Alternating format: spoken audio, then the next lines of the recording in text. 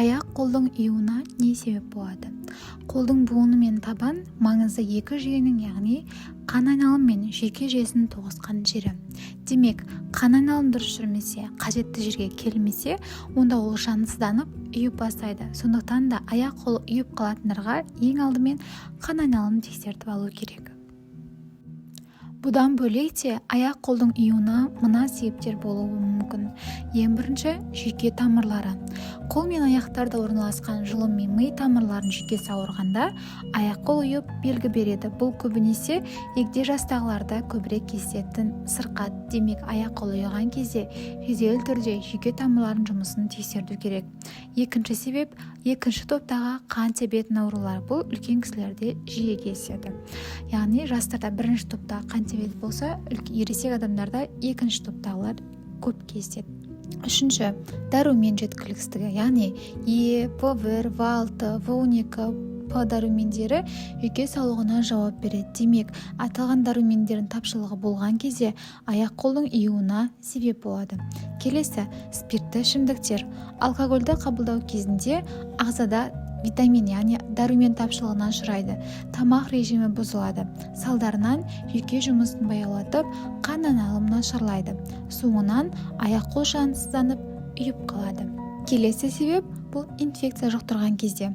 Қауіпті инфекция жұқтырған кезде де аяқ қол жансызданып үйиді. Нақтырақ айтқан кезде лайм, спид, ВИЧ және иммун тапшылық вирустар болғанда, желшешек, ұшық дертіне шалдыққанда да жиі кездеседі. Келесі бұл уланған жағдайда. Тамақтан емес, яғни химиялық заттардан немесе ауыр металдардың әсерінен уланған жағдайда аяқ қол өз жұмысын дұрыс атқара алмай жансыздануға алып келеді. Жетінші себеп бұл дәрі қабылдау кезде. Дәріні де шамадан тыс артық қабылдау аяқ қолдың июына алып келеді. Сондықтан да ешқашан да өз бетінше дәрі ішуші болмаңыз. Міндетті түрде дәрігердің арнайы көрсетілімі болуы керек. Келесі, тұқым қуалаушылық.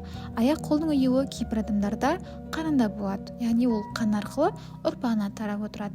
Бұл кезде де табан, буын, жіліншік жиі жансызданып тұрады.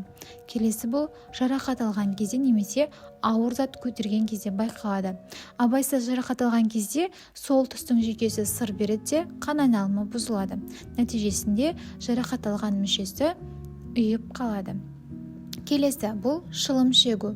Никотин, яғни шылымның құрамындағы никотин буынды қанмен қамтамасыз ету кезінде кедергі келтіретін бірден бір улы зат.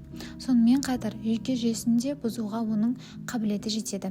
Сондықтан да қан мен жүйке жүйесінің жұмысы әсіресе аяқ қол июінің негізгі себепшісі болып саналады.